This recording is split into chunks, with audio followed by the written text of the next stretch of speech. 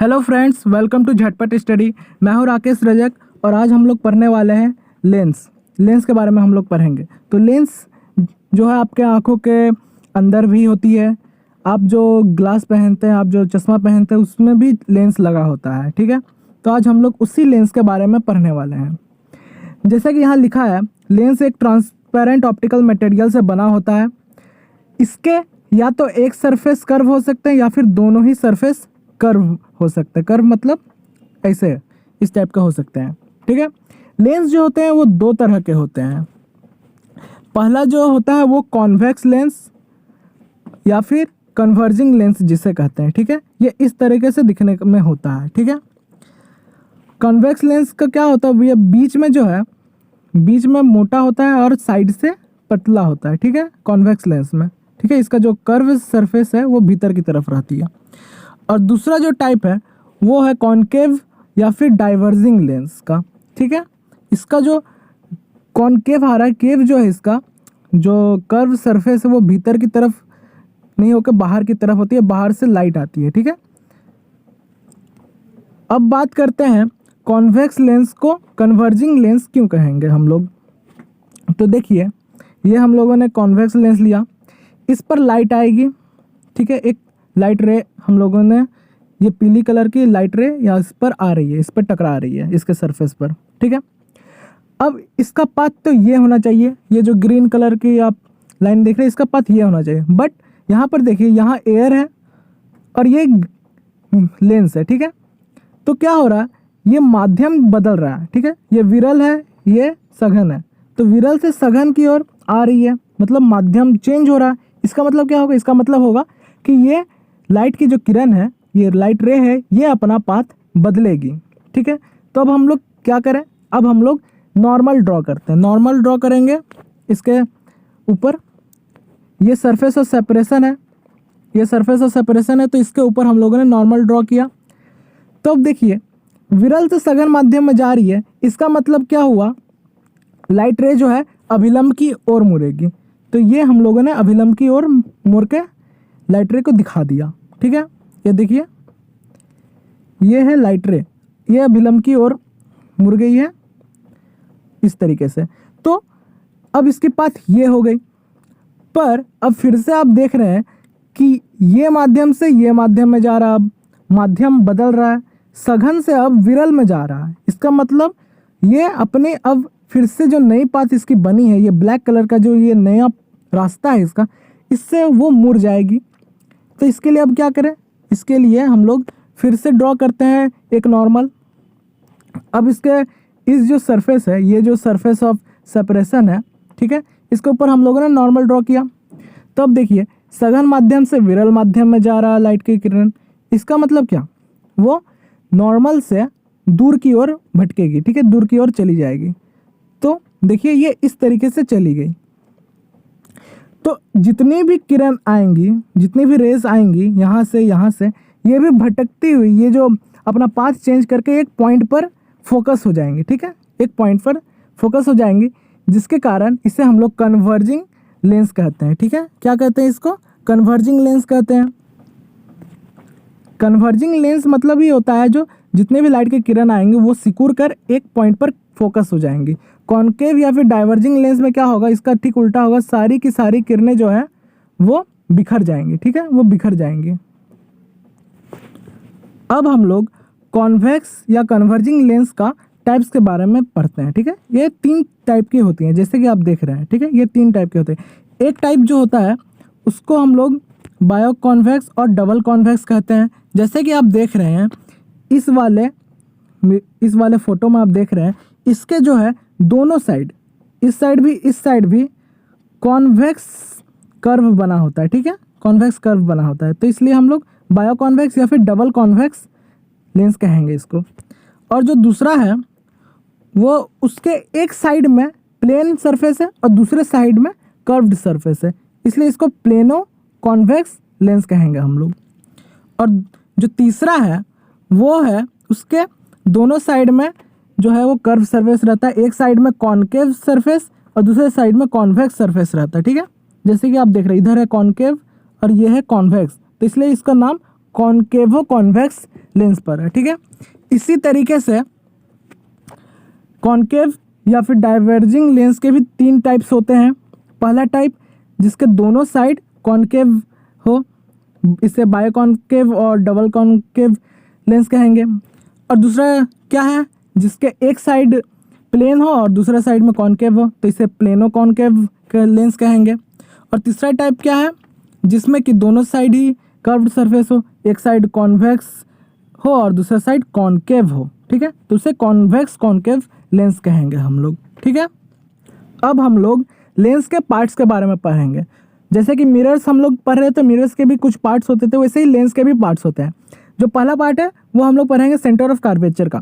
Centre of curvature क्या है, ये जो दो आपको कर्व सरफेस दिख रही हैं, ये एक मिरर का ही जो कर्व मिरर होता है, एक गोल स्फेरिकल मिरर होता है, तो उसका एक पार्ट समझ सकते हैं।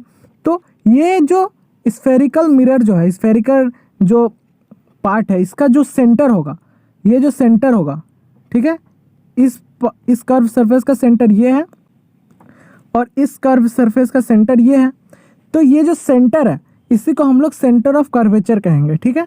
इसमें भी देखिए, इसका सेंटर ये हुआ तो इसे सेंटर ऑफ कर्वेचर, इसका सेंटर ये हुआ तो इसका सेंटर ऑफ कर्वेचर हम लोग कहेंगे, ठीक है। लिखा भी हुआ है, 2 surfaces of a lens are spherical, ठीक है, स्फेरिकल होता है। 2 spherical surfaces are each a part of 2 spheres, the centre of this spheres are called the centre of curvature. जैसा कि हम लोगों ने मिरर में देखा था, सेम टू सेम वही होता है लेंस में भी, ठीक है। अब देखते हैं नेक्स्ट पार्ट। अगर हाँ, एक और बात, जो एक सरफेस हो, ठीक है, एक सरफेस हो, जैसे कि हमने देखा था एक सरफेस प्लेन एक सरफेस कर्व होता है, तो जो प्लेन सरफेस है उसका भी सेंटर ऑफ कर्वेचर होता है। वो सेंटर ऑफ कर्वेचर जो होता है वो इन्फिनिटी पर होता है, ठीक है, इन्फिनिटी पर होता है। जैसे कि पृथ्वी गोल है, तो आप अगर यहाँ पर खड़े हैं, आप कहीं भी हैं, तो आपको वो पूरा का पूरा जो सरफेस है वो आपको फ्लैट दिखती है, यानी कि प्लेन दिखती है, लेकिन वास्तविक में वो पृथ्वी गोल ही है। तो हमारे लिए पृथ्वी का जो सेंटर है वो अनंत दूरी पर है लगभग, ठीक है। हमारे लिए ऐसा लग सकता है, अनंत दूरी, कैलकुलेट तो कर सकते हैं, बट ऐसा मान लीजिए कि बहुत दूर है, बहुत ज़्यादा दूर। उसी तरीके से अगर कोई प्लेन सरफेस है तो उसको भी हम लोग एक कर्व सरफेस का ही पार्ट मान सकते हैं और उसका सेंटर हम लोग इन्फिनिटी पर ले सकते हैं, ठीक है। तो surface of lens is plane, the centre of curvature of that surface is at infinity, ठीक है। अब बढ़ते हैं नेक्स्ट पार्ट की ओर। नेक्स्ट पार्ट है हम लोग का रेडियस ऑफ कर्वेचर। जैसे सेंटर ऑफ कर्वेचर था, तो हम लोगों ने सेंटर ऑफ कर्वेचर तो देख लिया, पर सेंटर ऑफ कर्वेचर से जो पोल की दूरी होती है, जो लोगों ने मिरर में लिया था, सेंटर ऑफ कर्वेचर से जो पोल की दूरी हुई थी, तो उसी को हम लोग रेडियस ऑफ कर्वेचर कहते हैं। तो लेंस में भी रेडियस ऑफ कर्वेचर होता है। इसमें क्या होता है, the 2 spherical surfaces are each a part of 2 spheres, the radius of this spheres are called the radius of curvature.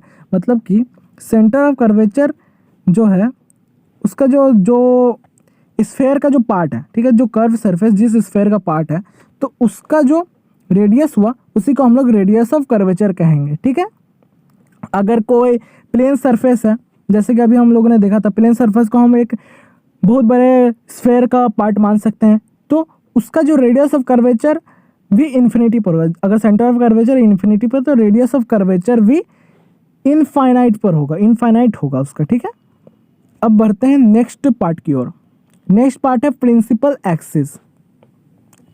Line passing through the centre of curvature is called the principal axis of the lens, ठीक है। जैसे कि mirror में भी था principal axis, तो वही बात है, ये कोई लेंस है, ये उसका सेंटर ऑफ कर्वेचर है, तो इसके थ्रू, इसके साथ जो जा रहा है लाइन, उसी को हम लोग प्रिंसिपल एक्सिस कहेंगे, ठीक है, लेंस का प्रिंसिपल एक्सिस। अब नेक्स्ट है ऑप्टिकल सेंटर, ठीक है, ये जो रेड कलर की आप लाइन देख रहे हैं, इसी को हम लोग प्रिंसिपल एक्सिस कहेंगे, ठीक है। अब ऑप्टिकल सेंटर की बात करते हैं।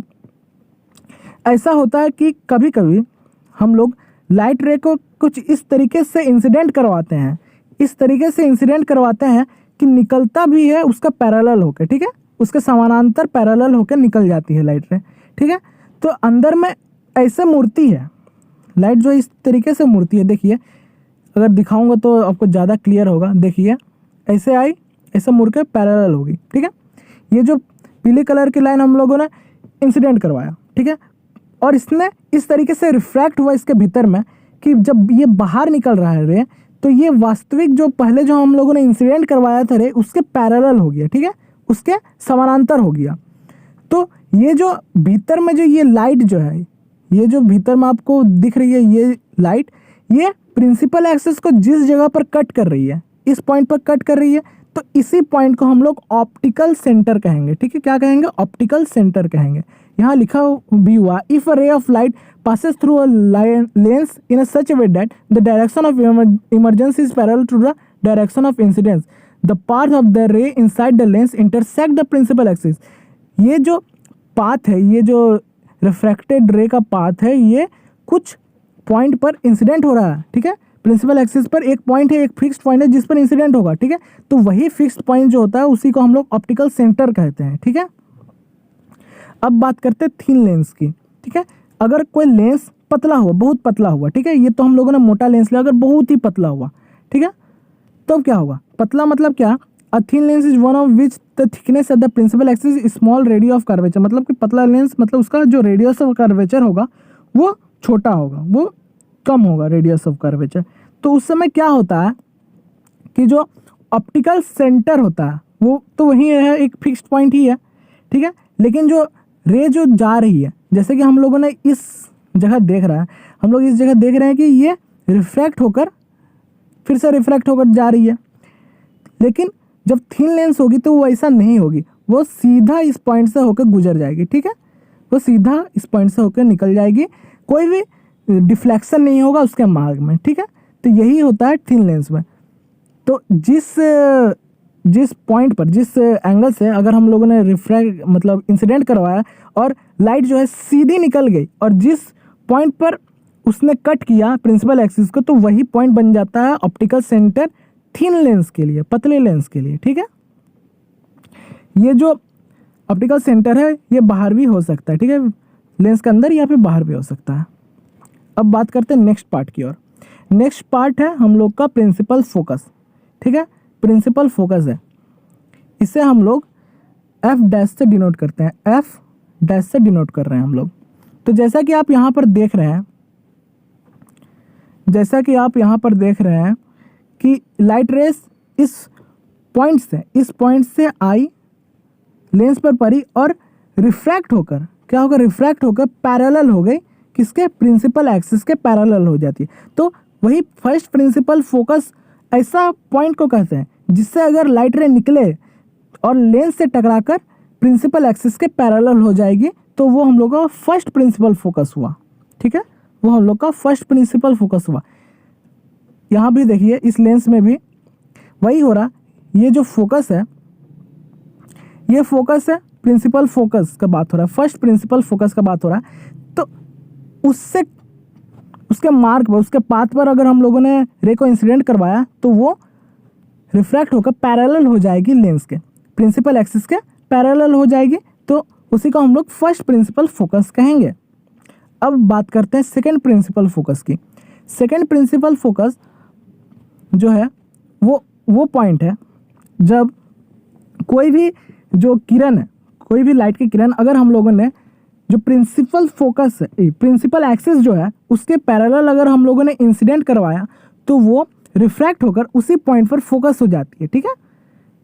कन्वर्ज हो रही है, यहाँ पर देखिए कन्वर्जिंग लेंस में कन्वर्ज होकर एक पॉइंट पर फोकस हो गई, एक पॉइंट पर फोकस हो गया, तो उसको हम लोग सेकंड प्रिंसिपल फोकस कहेंगे। इसको सिर्फ एफ से डिनोट करते हैं हम लोग, ठीक है। अब डाइवर्जिंग लेंस में भी देखिए ऐसे पैरेलल आई रे और डाइवर्ज हो गई, लेकिन ये तो डाइवर्ज हो रही है, पर हम लोग कैसे मानेंगे? ये अगर हम लोग इसको पीछे करें, पीछे अगर हम लोग देखें तो ये पीछे एक पॉइंट पर फोकस हो जा रही है, तो उसी पॉइंट को हम लोग एफ से डिनोट करेंगे, इसको सेकंड प्रिंसिपल फोकस कहेंगे। अब हम लोग वस्तु को हमेशा लेफ्ट साइड में लेते हैं इमेज मेकिंग में, इमेज बनाने के लिए, इमेज जब हम लोगों को ज्ञात करना होता है हम लोग वस्तु को हमेशा लेफ्ट में लेते हैं, तो हम लोग का ये काम आएगा उस समय, ठीक है। इसके बारे में हम लोग बाद में रे डायग्राम जब पढ़ेंगे तब समझेंगे। अब बात करते हैं नेक्स्ट पार्ट की। नेक्स्ट है हम लोग का फोकल लेंथ। फोकल लेंथ वही मिरर में जैसा था, स्फेरिकल में वही बात है, जो प्रिंसिपल फोकस और ऑप्टिकल सेंटर ऑफ लेंस के बीच में जो डिस्टेंस हुआ वही हो गया फोकल लेंथ, ठीक है। पर जो लेंस थी उसका ऑप्टिकल सेंटर था, ये प्रिंसिपल एक्सिस था, इसमें यहाँ पर फोकस था, यहाँ पर ऑप्टिकल सेंटर था, तो इसके बीच की जो दूरी है उसी को हम लोग कहेंगे फोकल लेंथ। ठीक है, फोकस का लेंथ, फोकल लेंथ। ठीक है, अब नेक्स्ट पार्ट की बात करते हैं। हाँ, इसको हम लोग स्मॉल एफ से डिनोट करते हैं, याद रखिएगा स्मॉल एफ। ठीक है, स्मॉल एफ से डिनोट करते हैं। अब बात करते हैं फोकल प्लेन की। जैसे कि मिरर में हम लोगों ने देखा था, फोकल प्लेन के बाद वहाँ पर हम लोगों ने देखा था। तो प्रिंसिपल एक्सिस जो है, मतलब प्रिंसिपल एक्सिस के जो वर्टिकल हम लोग एक सरफेस अगर कल्पना करें, वर्टिकल पर एक सरफेस बनाए, किस पॉइंट पर? लेंस के फोकस पर, लेंस के प्रिंसिपल फोकस पर। ये जो लेंस होती है इसका फोकस अगर यहाँ है तो इससे वर्टिकल जो सरफेस अगर हम लोगों ने खींचा, जो वर्टिकल सरफेस हम लोगों ने खींचा, तो वो जो वर्टिकल सरफेस है, वर्टिकल प्लेन है, उसी को हम लोग फोकल प्लेन कहेंगे। ठीक है, उसी को हम लोग फोकल प्लेन कहेंगे। अब हम लोग रूल्स फॉर ड्राइंग रे डायग्राम इन लेंस के बारे में थोड़ा पढ़ लेते हैं। ठीक है, कि क्या क्या रूल्स होते हैं रे डायग्राम बनाने के लिए लेंस में। ठीक है, अब इसके बारे में हम लोग पढ़ते हैं। तो पहला जो नियम होता है, पहला जो रूल होता है वो होता है ray parallel to the principal axis. Ray parallel to the principal axis will pass through focus. जैसा कि अभी हम लोगों ने देखा कि कन्वर्ज हो रहा था कन्वर्जिंग लेंस में और डाइवर्ज हो रहा था डाइवर्जिंग लेंस में, जब रे पैरेलल जा रही थी। ठीक है, अभी हम लोगों ने ये चीज़ देख लिया है, तो एनिमेशन करते हैं। ये देखिए, ये प्रिंसिपल फोकस से होकर गुजर गई। ठीक है, तो ये जो पैरेलल जा रही है, प्रिंसिपल एक्सिस के पैरेलल जा रही है, वो मुड़कर एक पॉइंट पर फोकस हो जाएगी। ठीक है, मुड़कर एक पॉइंट पर फोकस है। यहाँ पर डाइवर्जिंग लेंस में देखिए ये इस तरीके से डाइवर्ज हो गई, लेकिन अगर हम इसको पीछे बढ़ाएं तो एक पॉइंट पर फोकस हो गई। ठीक है, ये हम लोग का पहला रूल है। जो प्रिंसिपल एक्सिस का अगर पैरेलल हुआ तो वो एक जगह पर फोकस हो जाएगी। अब बढ़ते हैं नेक्स्ट रूल की ओर। नेक्स्ट रूल क्या कहता है कि ray passing through focus become parallel to principal axis. ये भी अभी हम लोगों ने थोड़ी देर पहले देखा एनिमेशन के माध्यम से, थोड़ी देर पहले अभी हम लोगों ने जस्ट देखा कि जो अगर फोकस से कोई रे निकले तो वो प्रिंसिपल एक्सिस के पैरेलल हो जाती है। इसमें भी देखिए ये फोकस से होकर गुजर रही है रे, तो वो पैरेलल हो गई। ठीक है, वो हो गई पैरेलल प्रिंसिपल एक्सिस के। ठीक है, तो ये हम लोग का सेकंड रूल है रे डायग्राम बनाने के लिए, ये हम लोग का सेकंड रूल है। अब नेक्स्ट रूल की बात करते हैं। लास्ट रूल जो है वो क्या कहता है? रे passing through optical centre emerge without deviation. हम लोग रे डायग्राम जब बनाते हैं तो ज़्यादातर कंसिडर करते हैं कि जो लेंस हम लोग ले रहे हैं वो थिन लेंस है, वो पतला लेंस है। ठीक है, और पतला लेंस में अभी हम लोगों ने देखा ऑप्टिकल सेंटर जो होती है, ऑप्टिकल सेंटर कहाँ होती है? जब कोई रे जो है सीधी ऑप्टिकल सेंटर से होकर गुजर जाती है, सीधी निकल जाती है। तो वही कह रहा है कि अगर कोई किरण ऑप्टिकल सेंटर से होकर गुजर रही है, कोई किरण ऑप्टिकल सेंटर से होकर गुजर रही है, तो इसका मतलब है कि वो रे जो है, वो किरण जो है, वो बिना अपने मार्ग को चेंज किए, बिना किसी डेविएशन के, बिना किसी डिफ्लेक्शन के सीधी ही चली जाएगी रे। ठीक है, ये यहाँ पर थर्ड लॉ कह रहा है। देखिए ये इस तरीके से हो गई, सीधी निकल गई। ठीक है, तो यही हम लोग का 3 नियम थे रे डायग्राम बनाने के। नेक्स्ट क्लास में हम लोग, नेक्स्ट वीडियो में हम लोग कॉन्वेक्स लेंस से जो रे डायग्राम्स होते हैं, कॉन्वेक्स लेंस के रे डायग्राम्स के बारे में हम लोग बात करेंगे। धन्यवाद। That's it for today guys. I hope कि आज के इस वीडियो से आपने कुछ नया सीखा होगा। अगर आपको ये वीडियो पसंद आया हो तो लाइक कीजिए, कमेंट कीजिए और सब्सक्राइब करना ना भूलिए। आप हमें अदर सोशल मीडिया प्लेटफॉर्म पर भी देख सकते हैं, फॉलो कर सकते हैं। हमारी यूज़र नेम @झटपट स्टडी है। Thank you so much for watching. Take care, bye bye.